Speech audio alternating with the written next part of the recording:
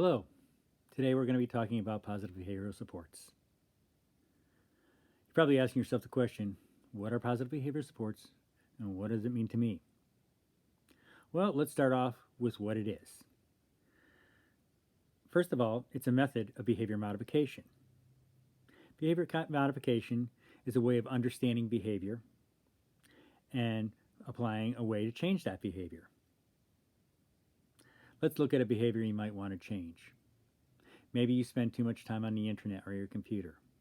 Or maybe you want to change your eating habits. Well, behavior modification is a way to do that. This presentation will give you a tool that will help you make your life better and help you in making the lives of those around you better. Next, let's talk about what does this have to do with me? Well, it can be applied to multiple life situations. Many of those situations are represented in this class. There are parents in this class. Positive behavioral supports is a very useful tool in raising your children. There are parents of children with special needs. Well, positive behavioral supports was developed for the special needs population and for special needs population within the education system. We all deal with people in our everyday life whose behavior is destructive. It's destructive to themselves and to those around them. This can help. First, let's look deeper at behavior modification. Behavior modification can be traced back as long as 3,000 years ago with Moses and the Old Covenant, and to many other ancient cultures. The basis of it is if you do something bad, you are punished. If you do something good, you get a reward or you get a blessing. Our entire society is based on this concept. Parenting is based on this concept.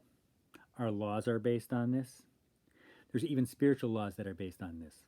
Galatians 6 verse 7 says, "Do not be deceived, God will not be mocked. A man sows, for as a man sows, he will reap." Sowing and reaping helps manage our behavior. Understanding that concept helps manage our behavior. How does this change our behavior? Well, by the anticipation of a reward when it comes and the fear of punishment. It controls individual behavior on a surface level as long as the reward and punishments are delivered. What it doesn't do is address the heart motivation. Let me give you an example. How many of you out there have received a speeding ticket? After you get the speeding ticket, your behavior changes because you got punished and you don't want to get punished again. But once you get some distance from that punishment, your behavior reverts usually back to what it was. How many of you have gotten a speeding ticket and then 2 months, 2 weeks, 2 days later, you find yourself breaking the law again, breaking the speed limit, and going back to your old behavior? Positive behavioral supports, and I'm going to call it PBS from this point forward, looks at the heart. It asks the question, who are you and who do you want to be? Ask yourself the question, how do you see yourself? Most of the time, if we answer that question unfiltered, it is usually something negative or bad. If those bad things become the focus of our world, that's who we become. PBS focuses on the best of who we are and the best of who we want to be. We all have good behavior. PBS labels that good thing and it labels the thing that you want to be. PBS sees the person you want to be. It sees the person you're intended to be, and not as you are in the moment. PBS tells the person, I see potential, not problems. It rewards the person for doing the right thing. It focuses on not punishing or shaming bad behavior, but it always addresses safety. It teaches the person to say, I am better than this behavior.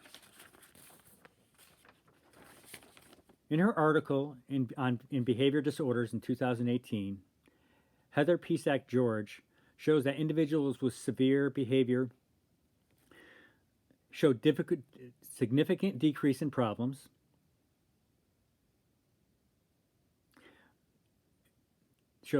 significant decreases in problem behaviors when positive behavior supports were used as a behavior management technique. Furthermore, in a 2016 article in the Journal of Forensic Psychiatry and Psychology, Davies et al.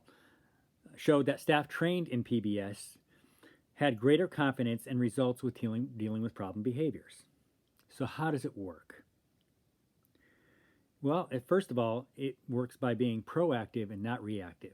It anticipates behavior and doesn't react to it. It teaches positive self attributions, which is teaching people to see the best part of who they are and the best part of who they want to be. It identifies target behaviors. What do we want the individual to do? What are the behaviors that we actually want them to have? Not the behaviors we don't want to see, but the behaviors we do want to see. It provides opportunities to engage in daily life and leisure skills, because a full life is a good life. It teaches effective communication, because if a person can effectively communicate, they can speak what they want or need, and they can use effective communication to get those needs met rather than having maladaptive behavior or negative behaviors. It teaches the person to see themselves as someone positive.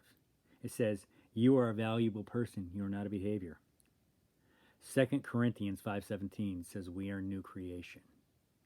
Positive behavior supports is actually a New Testament and a New Covenant behavior modification methodology. It's a way of seeing things through the eyes of Jesus, where he says, behold, I have made all things new. And it gives us the opportunity for transformation. PBS is a tool to change your life and the life of those who are entrusted to you. It doesn't replace parenting, discipline, or self-control. It adds dimension for effective transformation in the lives of people, and it brings out the best in who they are.